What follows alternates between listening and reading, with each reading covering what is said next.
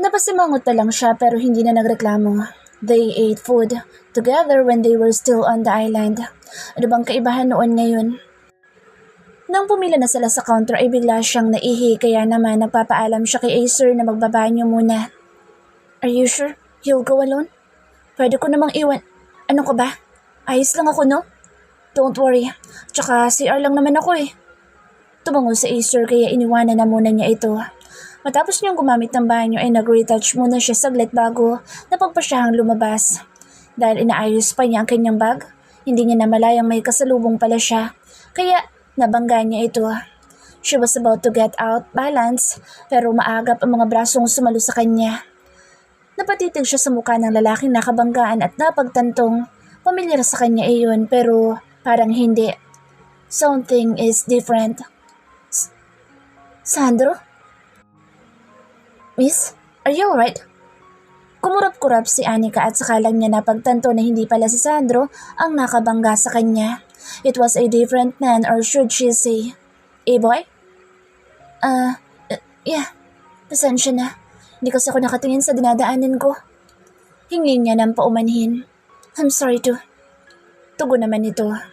Muli niyang pinasadahan ng tingin ng kaharap. Hindi niya talaga maiwasang isipin na malaki ang pagkakahawig na lalaki sa dati niyang bodyguard. Kung hindi lang niya alam na wala ng ibang pamilya si Sandro ay iisipin niyang kapatid ito ng huli. Speaking of him, nasa na kaya ang lalaking iyon? It's been months since she last saw him. Hindi naman siguro ito pinatay ng asawa niya dahil nangako naman ito sa kanya na wala siyang masamang ginawa sa lalaki. May dumi ba ako sa muka? Nakangiti nitong tanong. Wala. Anya sa kahilaw na natawa. You just reminded me of someone. I know. Pasensya na ulit. Really? Mangang tugon nito. Yeah, kind of. Well, maybe my face was a common one. By the way, I think I need to go. Ciao! Nakangiti nitong paalam saka naglakad paalis. Sinundan niya ng tingin ang lalaki. Yes, he may have a lot of similarities to Sandro but their faces aren't that common. Bihirang magkakamukha ang mga ganoong kagwapo sa totoo lang. Aga pa mo? Bumalik sa kasalukuyan ng kanyang diwa at napalingon sa kanyang likuran. Acer was standing a few inches away from her with his forehead creased. You took so long. That's why I followed you here. Paliwanag ng lalaki na mataman pa rin nakatitig sa kanya. Kasi may nakabangga ako kani-kanina lang. Nagulat siya nang dali-daling lumapit sa kanya si Acer at sinipat ang kanyang kabuuan. Did you get hurt? Where's that person? May sinabi ba? Sunod-sunod nitong tanong. Nagtataka naman siyang umiling. Umalis na siya. Tsaka okay lang naman ako kaya huwag ka na magpanik dyan. Natatawan niyang saway kay Acer. Kinabig siya na lalaki ng yakap bago pinatakan ng halik sa tuktok ng kanyang ulo. I'm just worried that something might happen to you again. Sabay silang lumabas ng grocery store. Bit-bit ni Acer ang kanilang pinamili habang isang kamay nito ay nakahawak sa kamay niya. Pinagtulungan nilang inilagay ang kanilang pinamili sa compartment ng kotse nang biglang tumunog ang cellphone ng lalaki. Hinugot ni Acer ang cellphone nito mula sa bulsa at tiningnan kung sino ang tumatawag. Subalit pansin niya ang panlalamig ng mga mata ng lalaki. Get in first, agape mo. I'll just need to answer this one. Okay. I'll wait for you in the car. Malumaning niyang sagot sa naglakad na patungong passenger seat. Ilang minuto din ang itinagal ni Acer sa labas. Nang makabalik ito at pumasok na sa kotse ay ramdam niya ang tensyon sa paligid nila. His face tells her that something is wrong pero hindi siya naglakas ng loob na magtanong dito. Maybe it was Vincent who called kaya nag-iba ang mood ni Acer. Maging hanggang sa makarating sila sa kondo ng lalaki ay tahimik pa rin ito. Kibit-balikat na lamang siyang pumasok sa loob at inayos ang kanilang mga pinamili. Mula sa kanyang likuran ay yumapos sa mga braso ni Acer sa kanya. Are you okay? Nag-aalala niyang tanong. You seem upset. I'm sorry, agape mo. It's okay, Acer. I understand. Naramdaman niya ang paghalik ni Acer sa kanyang batok dahilan para sumandal siya dito at kagatlabing ipinikit ang kanyang mga mata. I miss you, agape mo. So do I. We can make love, right? paglalambing na lalaki habang patuloy pa rin sa pagtanim ng mumunting halik sa kanyang leeg. Hindi niya maiwasang mapaungol dahil sa kiliting hatid nito sa kanyang balat. She seems so sensitive today. Yep, but you have to be gentle. Bulong niya dito.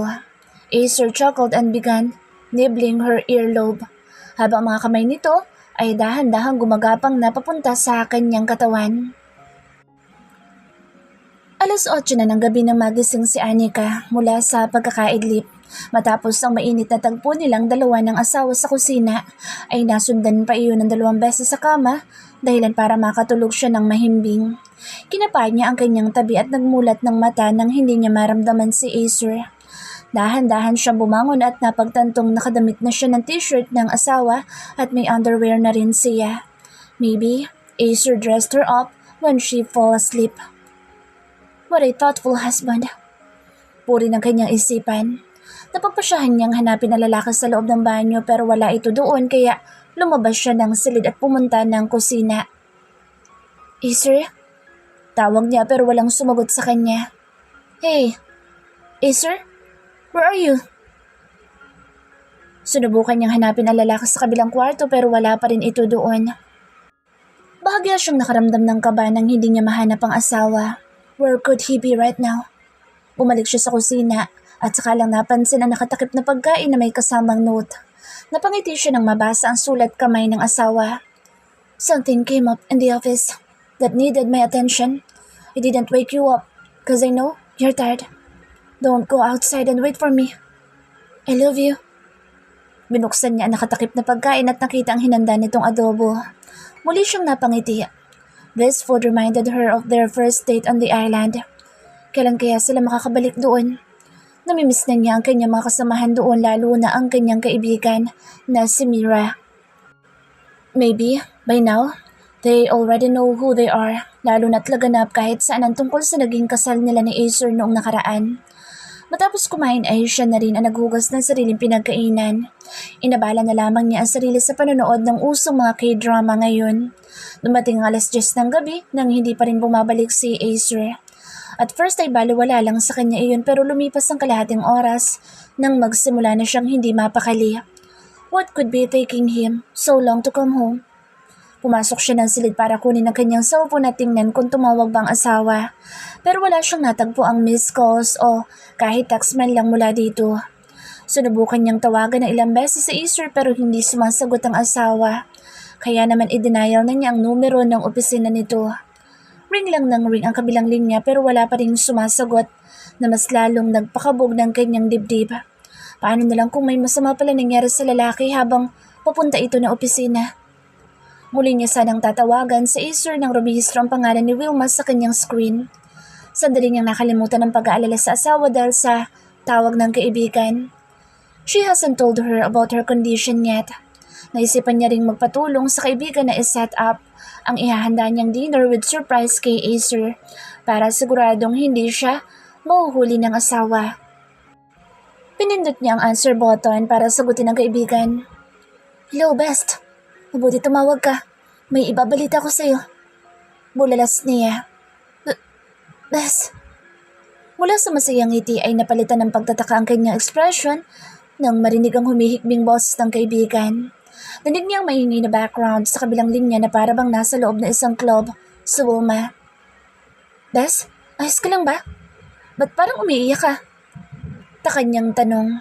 Ilang singhot pa ang pinakawalan nito bago muling nagsalita. Bestie? Kasi? Ano ba kasi yan? Bakit ka ba umiiyak at saka, nasan ka ba? Bakit parang ang ingay? Sunod-sunod niyang tanong. Best, pwede mo ba akong sunduin ngayon? Sa wakas ay sabi nito. Napatitig muna siya sa screen ng kanyang cellphone bago muling itinapat sa kanyang tenga. Nasan ka ba? Hindi ba pwedeng magpasundo ka na lang sa driver mo at magpahati dito sa condo ni Acer para makapag-usap tayo? Biling kasi sa akin ni Acer na hindi ako pwedeng lumabas kapag hindi siya kasama. Question niya sa kaibigan. She really wanted to go wherever Wilma is. Pero nag-aalala din siya sa magiging reaksyon ng asawa kapag nalaman nitong sinuway niya ang lalaki. Besides, she knew that her life was still in danger. Sige na, bestie. Kahit ngayon lang. Troy and I fought and I'm a bit drunk. Ayoko namang umuwi ng mansyon na ganito kalagayan ko.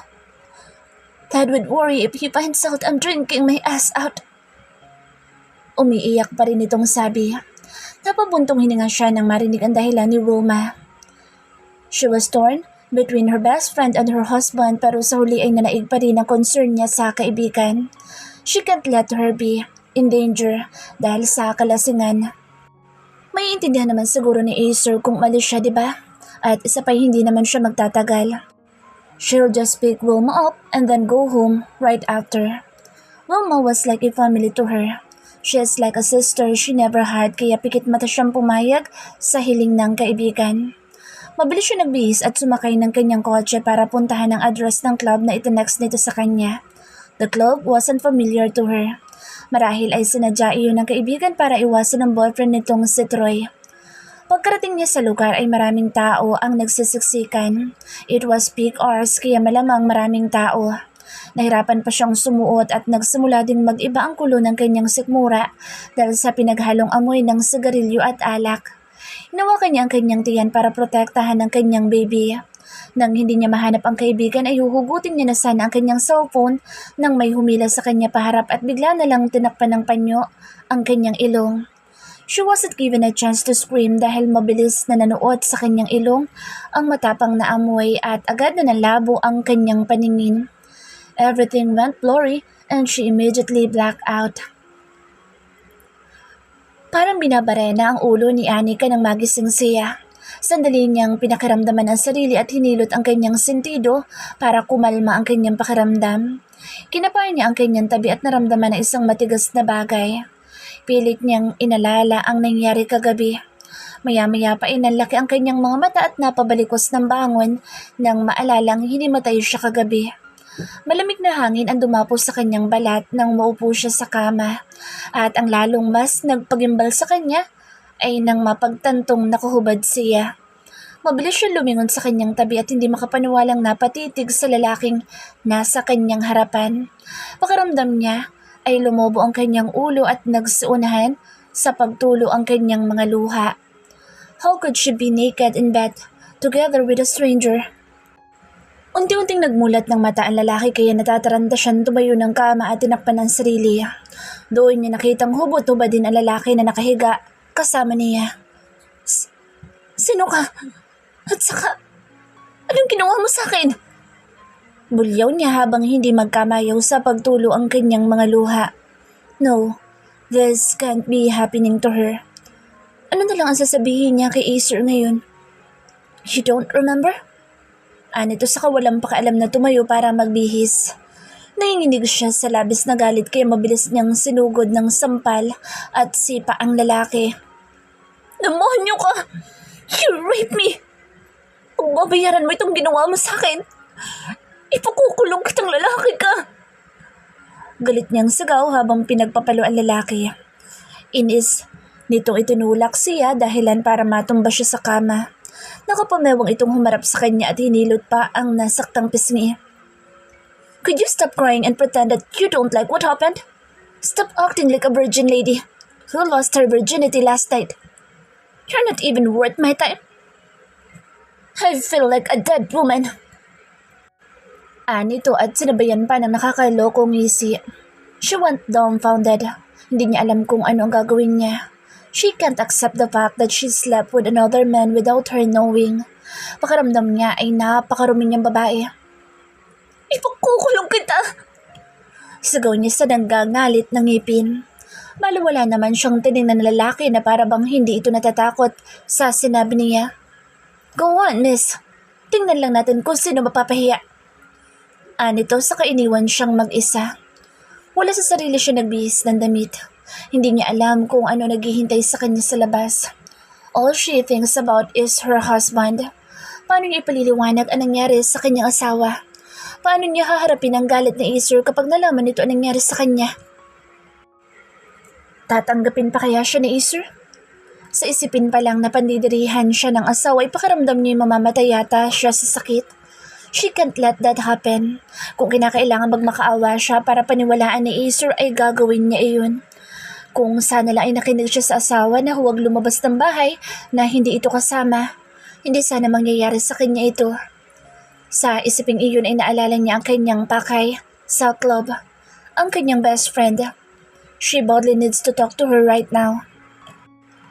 Hilam sa luha ang kanyang mga mata habang lulan siya na isang taxi pabalik sa kondo ni Acer. Pagkaalis na lalaki kanina ay mabilis din siyang nagbihis at dilisan ang lugar. She tried calling Wilma but to her dismay ay deadbat na pala siya. Panay naman ang sulyap sa kanya ng mamang driver kaya pinunasan niya ang kanyang pisngi. Marahil ay nagtataka ito kung bakit siya umiiyak. Pagkarating niya sa harap ng condominium building ay mabilis siyang bumaba at tinakbo ang elevator. Habang nasa loob siya ay labis-labis ang kabang kanyang nararamdaman. Mabuti na lang at mag-isa lamang siya sa loob. Pagbukas ng elevator ay agad siyang nagtungo sa pinto ng unit ni Acer. Dumating na ang pagkakataon na kinatatakutan niya. Kasalukuyan siyang nakatayo sa may pintuan habang nanginginig ang mga kamay na may hawak ng susi. Pakiramdam niya ay wala siyang lakas upang buksan ang pinto. Pinahid muna niya ang luhang muling naglanda sa kanyang pisngi bago itinapat sa scanner ang keycard. Come on, Anika. Kaya mo yan. You don't know what happened, okay? Everything will be alright. Alon niya sa sarili saka hindi na napigilan pang maiyak. She opened the door but was greeted by a silent living room. Inilingan niya ang tingin sa paligid at pinakaramdaman kung may tao ba sa loob. Dahan-dahan siyang naglakad papasok at huminto sa gitna ng salas. Acer? Mahina niyang tawag sa asawa pero walang sumagot. Acer? Ulit niya pero tahimik pa din. Hindi na siya nakatiis pa at tumakbo patungo sa silid na inuukupan nilang dalawa. But then again, nobody's home. Hindi rin nagusot ang kobre kama, tanda na walang taong nahiga doon. Nang maisipan niyang tawagan si Acer ay sakalang niya muling naalala na deadbat pala siya kaya naman agad siyang kumuha ng charger. Opening her phone, hinanap niya kung may missed calls ba o text ang asawa niya pero nagtaka siya na wala man lang ni isa mula dito. She was confused. Acer never missed to check her off from time to time if they are not together. How come he hasn't called her? Or did he already know what happened to her and now he's smart that there's a possibility that she slept with another man? No, this can't be. I-denial niya ang number ng asawa pero busy tone lang sa kabilang linya. Ilang ulit pa siyang sumubok pero bigo siyang makausap ito. Then she remembered Wilma. She must talk to her. But like Acer, Wilma's phone was unattended too. Worry starts to invade her mind. What if like her, may nangyaring masama din sa kaibigan niya? Ilang sandali siyang natulala pero napapitlag din ng maya-maya pa tumunog ang kanyang cellphone. It was an unregistered number. Dahan-dahan niyang pinindot ang answer button at itinapat sa kanyang tenga ang hawak niyang cellphone. Hello? Thank God, you answered my call. Bulalas nang nasa kabilang linya. Kunot-noo siyang napatingin sa screen. The voice wasn't familiar to her. Muli niya itinapat sa tenga ang cellphone saka tinanungan niya sa kabilang linya. Hello? Sino to? This is Troy, Anika. Where are you right now? Balisan nitong tanong. Nasa kondo ko ni Acer, Troy. Bakit ka nga pala? Listen, Anika. Someone will come to pick you up. A man with a dark red hair. Sumama ka sa kanya. Acer met an accident last night at critical ang kondisyon niya. Rain will take you to where he is. Sabi nito na ikinagulat niya. Parang hindi maiproseso ng kanyang utak ang narinig mula kay Troy. Her husband was in an accident while she was being taken by an unknown man. Hindi kaya sinadya ang lahat ng iyon? Was this all Vincent's plan? Hindi nagtagal ay tumunog ang doorbell kaya naman nagmamadali na siyang lumabas at hindi na nag-ayos pa ng sarili. Kaya nang sabi ni Troy, pagkabukas niya ng pinto ay bumungad sa kanya isang lalaki. She had seen him before. Ito yung nagturok sa kanya ng pampatulog noong kinidnap siya ni Acer patungong isla. Nakita din niya ang lalaki noong panahong may mga humahabol sa kanya at iniligtas siya ni Acer. Like Acer and Troy, hindi rin pahuhuli ang lalaking nasa harapan niya. Kung itsura lang ang pag-uusapan. Yun nga lang, napaka-bad boy ng dating ng naturang lalaki. Ikaw ba si Rain? Alanganin niyang tanong. Sinipat siya ng tingin na lalaki bago tumango. Come with me. I'll bring you to where Acer is. Tanging nasabi nito at agad na siyang tinalikuran. Nang makasakay sila ng elevator ay wala pa din siyang imik. Maging si Rain ay ganoon din. Masyadong intimidating ang dating na lalaki kaya parang matatakot siyang magbukas ng usapan. Isa pa ay abala ang kanyang isipan kung ano ang kalagayan ni Acer sa ngayon. Sumakay silang dalawa sa isang magarang kotse, saka mabilis iyong pinasibat palayo. Parang tatangayin yata ng hangin ang kaluluwa niya sa bilis nitong magpatakbo. Can we slow down a bit? Anya sa kamahigpit na napahawak sa kanyang tiyan. She's afraid they might get into an accident lalo na't nagdadalang tao pa siya. Lumingon si Rain at sinundan ang tingin ng kanyang kamay na nakahawak pa rin sa kanyang tiyan, saka tumango. She sighed in relief nang medyo bumagal ng konti ang takbo nila. Pagkarating nila sa parking lot ay agad siyang bumaba at sumunod sa lalaki. Hindi pa man sila nakakatungtong sa pintuan ng ospital ay hinarang na sila ng 5 lalaki na nakaitim. Nasa hula niya ay mga personal bodyguard. Ipinagbilin po ni Mr. President na bawal tumanggap ng bisita sa Sir Acer. Anito sa matigas na boses. Nag-aalalang napalingon siya sa lalaki na kanyang kasama. Rain was just smirking at the bodyguard pero nalaki ang kanyang mga mata. Namumugot ito ng baril at mabilis na ikinasa bago itinutok sa lalaking nasa kanilang harapan. Naalarma naman ang ibang mga kasama nito na nagsilabasan na rin ng baril. Nakarinig siya ng maraming tunog ng sapatos na papalapit sa kanila kaya lumingon siya sa kanyang likuran at nakita ang maraming tauhan na nakasuot din ng suit. Let me in or I'll shoot your head right here, right now. Pagbabanta ni Rain. Nalingon niyang muli si Rain at kita niya sa mga mata nitong hindi nagbibiro ang lalaki. Napaisip siya na marahil ay gaya rin ni Acer ang lalaki base sa mga tauhan nitong dala at maging sa paraan ng pakikipag-usap nito. Maotoridad at maangas. Nakita niyang may lalaki na galing sa loob na nagmamadaling lumabas at may ibinulong sa lalaking kanilang kausap. Tumungo naman ang huli at sa wakas ay nagbigay daan sa kanila para makapasok sa loob. Habang naglalakad sila ay kita niyang maraming nagkalat ng mga bodyguards sa paligid. Matalim ang titig nito sa kanila kaya hindi niya maiwasang kabahan. Dahilan para mapakapit siya sa suit na suot ni Rain. Kunot noo siya nitong pinagmasdan pero hindi naman siya sinaway. Hanggang sa makarating sila sa isang kwarto kung saan may mas marami pang bantay. Nakita niya nagbigay galang ang mga nandoon. His wife wants to visit him, Artemio. Formal na wika ni Rain. Nang tinignan niya ang sinasabing lalaki ay naalala niyang ito ang lagi nasa tabi ni Acer. Nagbigay daan naman sa kanila si Artemio.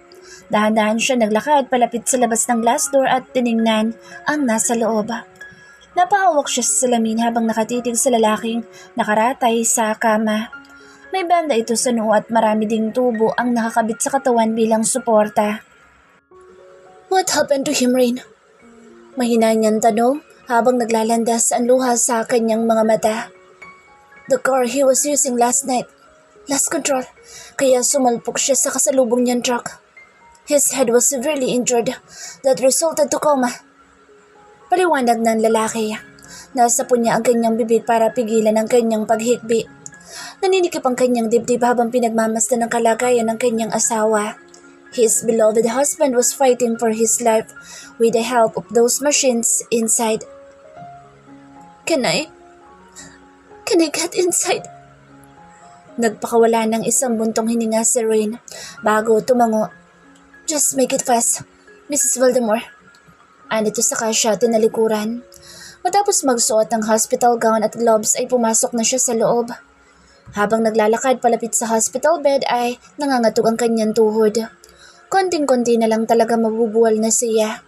At ang tanging pinaguhugutan na lang niya ng lakas ay ang makausap si Acer kahit na hindi siya nito naririnig. Pinagmasdan niya ang mukha ni Acer. Marami itong mga benda at galos na natamo. Umupo siya sa upuan malapit sa kinahihigaan ng lalaki at marang hinaplos ang kamay ng asawa. Acer, I'm so sorry. I'm sorry kasi may nagawa akong alam ko na hindi mo magugustuhan. Anya bago pinahid ang luha sa kanyang pisngi. Alam mo ba, magkakababy na tayo. Sorry kasi hindi ko agad nasabi sa yung bagay na to. I wanted to surprise you, Acer, but I was the one who got surprised. Instead, hinigpitan niya ang hawak sa kamay na lalaki bago dinala sa kanyang labi at pinatakan ng isang masuyong halik. Wake up, Acer. Please come back to us. Huwag na huwag mo akong iiwan, Acer. Kailangan kita ngayon. Namin na magiging anak natin. Mahal na mahal kita. Pinagsawa niya ang sarili sa pagmamasid sa mukha ni Acer. At mga hawakan niya ang pisngi nito nang may mga kamay na pumigil sa kanya at hinablot siya palayo kay Acer. Hands off, bitch! May diin itong bigkas bago dumapo sa kanyang pisngi isang malakas na sampal. Slowly, she turned her gaze towards the person who slapped her. Kate? What are you doing here? Mataray nitong sita at pinanlisikan pa siya ng mga mata. Bagay siyang natawa. Bakit sa tono ng babaeng ito ay parang siya pang walang karapatang pumunta sa lugar na iyon? I am the wife, Kate. Baka nakakalimutan mo. Ako nga dapat na magtanong sa iyo kung saan ka kumuha ng tapang para sampalin at sitahin ako gayong hindi ka naman kaano-ano ng asawa ko. Tiimbagang niyang wika at iniiwasang tumas ang boses dahil baka makaapekto iyon kay Acer. You were just his wife on paper, Anika. Maybe Acer favored you before.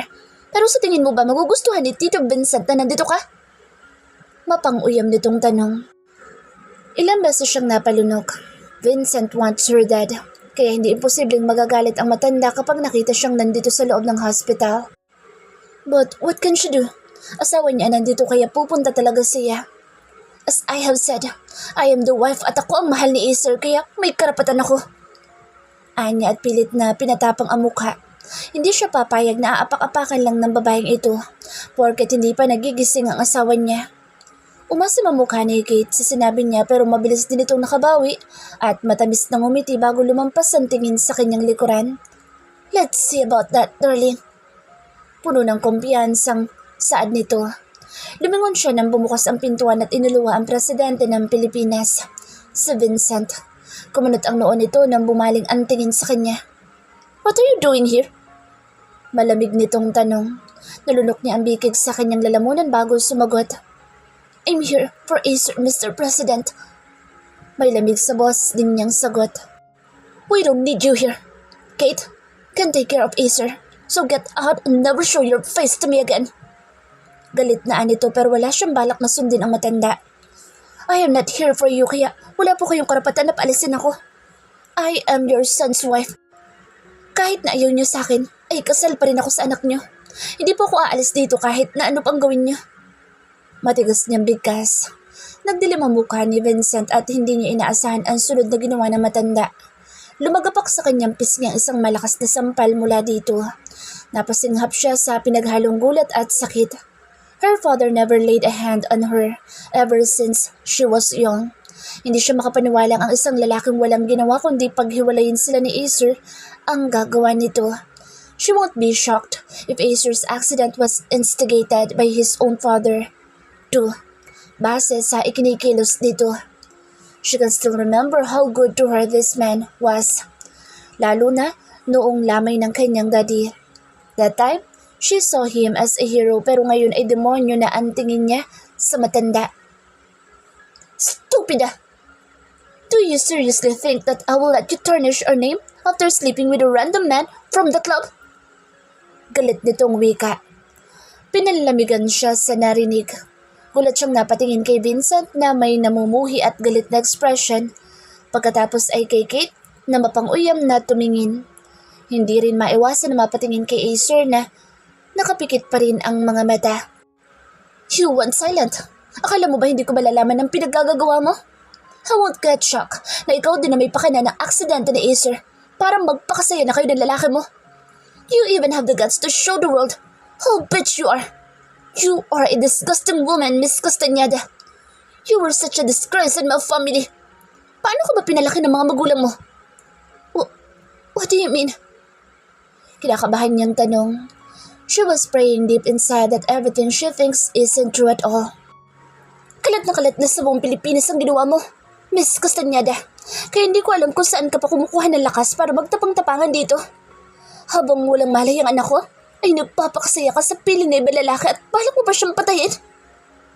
Asik nito sa kanya. Muli nag-uunahan sa pagpatak ang luha sa kanyang pisngi nang maalala ang nangyari sa kanya. She started to feel disgusted with herself too. No, wala akong kasalanan. Hindi ko alam kung ano nangyari. Mariin niyang tanggi. You are a whore, Anika. Hindi ka nababagay kay Acer. Dagdag ni Kate at lumapit sa kanya. Akmang hihilahin ito ang kanyang buhok ng may kamay na malakas na tumabig dito. Hands off, Petrova! Malamig na wika na Rain. Hindi niya maintindihan kung bakit may nakita siyang takot sa mga mata ni Kate nang makita nito si Rain. Get that woman out of here! Malaskas! Bago ko makalimutan ang pinagsamahan ng pamilya natin. Ani naman ni Vincent. Rain just smirked and crooked his brows at the old man in front of them. Wala akong pakalam sa pinagsamahan na pinagsabi mo, Vincent. But don't worry, I will bring this woman out. At baka maisipan mo pang tapusin ang buhay niya sa harapan ng anak mo. Tugon ni Rain bago siya hinila sa braso palabas ng silid. Walang lakas siyang nagpatianod kay Rain palabas ng hospital. Hinugot niya ang cellphone sa kanyang bulsa at tinignan ang kanyang social media account. Nagimbal siya nang makita ang nagkalat na rumors tungkol sa kanya. Everyone was condemning what she had done. Galit na galit sila lahat sa kanya. Nanginginig ang kanyang kamay dahilan para mahulog ang kanyang cellphone. Parang naubos yata ang lakas niya kaya sa kalagitnaan ng daan ay bumagsak din siya sa nilalakaran nila. Don't get up, woman! What the hell's wrong with you? Nayayamot ang sambit ni Rain pero hindi siya kumilos, bagkus ay umiyak lang siya ng umiyak. Napatingin si Rain sa nahulog na cellphone at napagtanto kung bakit ganoon na lang ang reaksyon ni Anika. He knew that something fishy was going on. Imbis na pagalitan palalo ang babae ay walang abog niya itong binuhat patungo sa kanyang kotse. Kung hindi lang ito asawa ng matalik niyang kaibigan, nun kang bubuhatin niya ang babae. Nagmaneho siya patungo sa kondo ni Troy para doon ihatid si Anika. Mabuti na lang at dala niya ang ilan niyang tauhan para pigilan ang pagdumog ng mga nagkakagulong mga reporters sa labas.